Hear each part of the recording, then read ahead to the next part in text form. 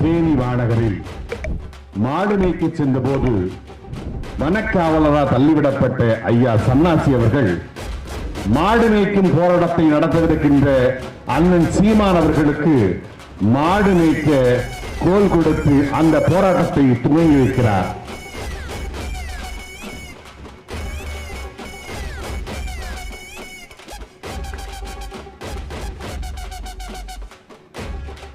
மேய்ப்பாளரை தள்ளிவிட்ட இடத்திலிருந்து போராட்டம் ஆகஸ்ட் 3ஆம் நாள்.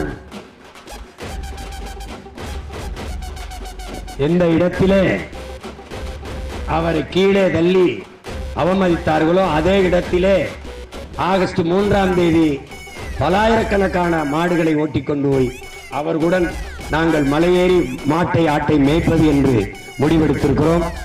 நாடு உங்களது என்றால் காடு எங்களது, மேய்ச்சல் நிலம் எங்கள் உரிமை, அதை போராடி பெற வேண்டியது எங்களின் கடமை. நன்றி, வணக்கம். நாம் தமிழர். தமிழ்தாய் வாழ்க. தலைவர் பிரபாகரன் வாழ்க.